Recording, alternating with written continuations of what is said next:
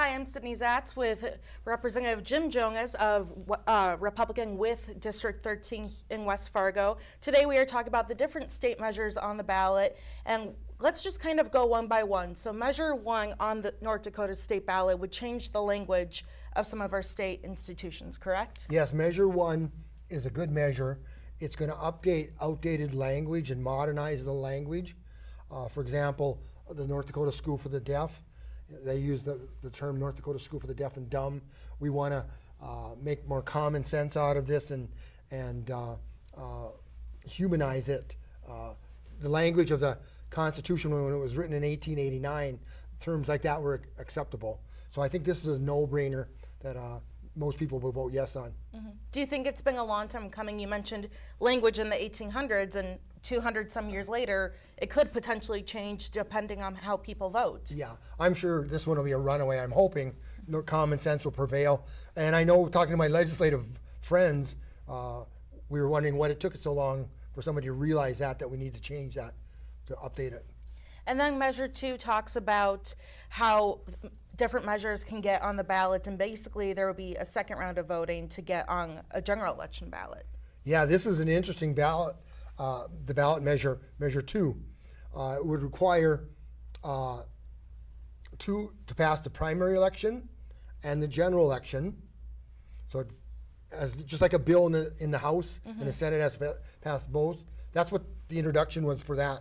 And then it would also require an increase of 4% to 5% of the total population in the state of North Dakota.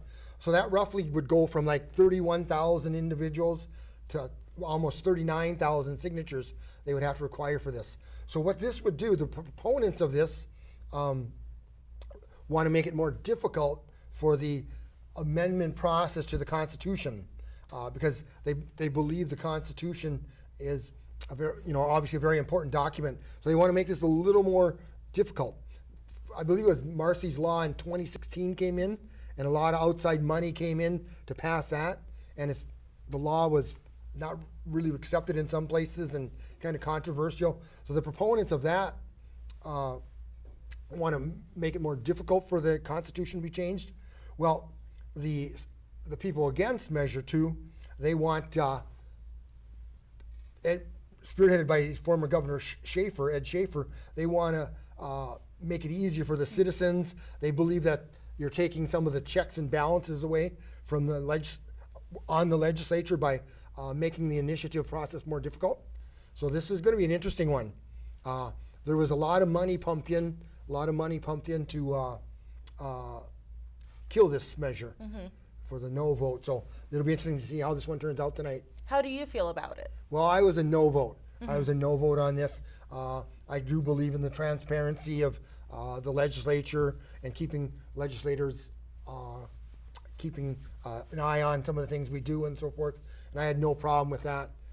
I did, when the resolution was coming through the House, I did vote on it originally, but listening to former Governor Schaefer, I did change my mind. What were some of the things the former governor said that made you think, okay, this isn't how I want to go with this? The difficulty would be for the citizens of North Dakota to bring a law forward in the Constitution and to make that check on the legislature. So that's basically why. Measure 3 doesn't really have to do anything with the Constitution. It's more funding the legacy fund, which brings in money from the gas and oil industry. How do you feel about something like that, protecting more of the fund and not necessarily letting us be able to spend as much as we can right now? Well, this is a good measure also. When the legacy fund was created in 2010, the legislature didn't know, the state didn't know how rapidly it was going to increase. And when they created the legacy fund, there was a reserve clause in there, a reserve fund in case of an emergency. And this is what Measure 3 deals with. For example, if the legacy fund now is at $11 billion as of June and growing, and so 15% of that principal, if there's an emergency, could be used. So that's about $1.5 billion. But we've never had to use one penny of the principal. There hasn't been anything that we've needed to use it for. So if we go from 15% to 5%, that 5% of $11 billion is roughly $510 million, and it's growing. So that's what the reserve fund would be. That other $1 billion now can be invested. So the legacy fund now will grow, we believe will grow quicker. So And- are you for then the measure? Yes. And why? What is the main reason you are for it? Well, once again, we can see the growth of the fund. Like I said, we've never spent one penny of the principal, so we want that fund to grow at a faster rate. And then Monday, that is going to run out the oil in that finite reserve we have. So that's why I was a yes vote on that. Yeah, and then for those who don't know, what could money from this fund be used for? What situations would money have to be pulled from it? Well, major emergency. You know, I don't know. Natural disaster Natural relief disasters. or something. You know, we've got enough in there right now. $500 million, if we were to use that, would be sufficient. Yeah, and then Measure 4, property tax, that's a big one, possibly ending it. A lot of people feel very strongly one way or another on it. How do you feel about ending property tax? Well, I'm also on the school board in West Fargo, and the school board, or the West Fargo Schools, is the fastest growing schools in the state. We're at 13,000 students right now, and we expect to grow close to 15,000 in the next 10 years or so, a little less than that. And with Measure 4, that would cap the state funding at the 2024 tax rate, what we currently have now. And we're expecting, like I said, that exponential growth of students. So that would hurt West Fargo in terms of education. And the city is also going to grow. Once the diversion is done, the city of West Fargo, we believe, is going to explode to the north and the west, and new homes, more roads, and so forth. So I was against this. I'll give Rick Becker credit, him and his crew. They've awoken the citizens, and talking to Kelly Armstrong as he traveled throughout the state, that's the number one thing he heard was property taxes. So we've sat down with him and other legislators, and that's his number one priority will be how can we deal with the property taxes, making it affordable, sustainable, and predictable for the citizens, because what we keep seeing is that evaluation of their homes keep going up, right? And that's what's really hurting the financial outlook of our citizens. So Measure 4, if it fails, we can come together and look at how to do that. You know, do we cap political subdivisions? Do we regulate the amount of use a flat tax, for example? So there are things we're looking at in the legislature. I know one of the bills proposed is to pay off the remaining 60 mills for education. So the state currently is paying about 70% of the cost of public education.